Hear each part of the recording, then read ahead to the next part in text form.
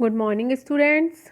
तो मैं आपको व्याकरण में वर्ण के विषय में बता रही थी। इससे पहले की जो मेरी वीडियो है, पिछली वीडियो में मैंने आपको वर्ण क्या होते हैं और ध्वनियाँ क्या होती हैं इसके बारे में आपको बताया था और वर्ण की परिभाषा भी बताई थी कि क्या होती है। तो जो संस्कृत और हिंदी की वर्णमाला रहती है वो एक जैसी रहती है, बस कुछ अक्षर ही अलग हैं, क्योंकि संस्कृत वर्णमाला से ही हिंदी की वर्णमाला ली गई है। तो जैसे हिंदी में वर्णमाला होती है उसी प्रकार संस्कृत में भी वर्णमाला होती है। और संस्कृत में स्वर कितने होते हैं? 13 स्वर होते हैं। उसी प्रकार हिंदी में भी होते हैं ना। तो मैंने आपको अपनी पिछली वीडियो में बताया कि वर्ण की परिभाषा क्या होती है और वर्ण वर्ण के भेद कितने होते हैं। तो 3 भेद बताए थे। कौन कौन से बताए थे?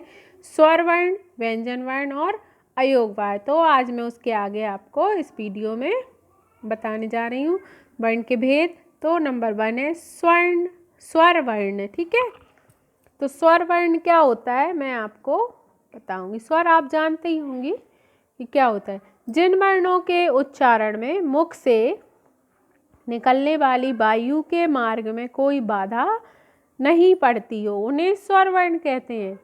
इनका उच्चारण किसी अन्य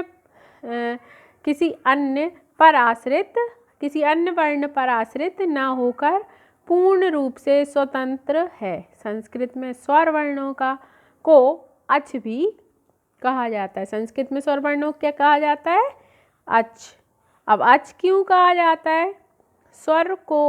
स्वरों को अच कहने का कारण यह है कि पाणिनि द्वारा रचे जो 14 माहेश्वर सूत्र थे, सूत्रों में अच प्रत्याहार के अंतर्गत ही सभी स्वर आते हैं। तो आप महेश्वरी सूत्र क्या होते हैं आप नहीं जानते। इसकी एक कहानी है कि जब भगवान शिव जी नृत्य कर रहे थे, डांस कर रहे थे, तो जब वो डांस कर रहे थे तो उनके डमरू से 14 प्रकार की ध्वनियाँ निकली थी, जिनको कि महेश्वर सूत्र कहा गया है। ठीक है, स्वर वर्ण की कुल संख्या 13 होती है, जो इस प्रकार है: अ, आ, ई, ओ, ऊ, ए, ओ, औ, री, री। तो ये कितनी है? 13।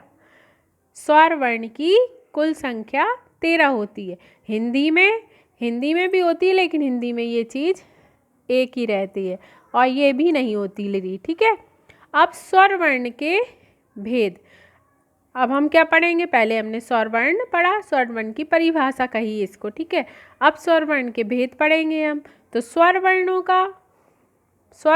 का वर्गीकरण अर्थात उनके भेद मुख्यतः निम्नलिखित हैं।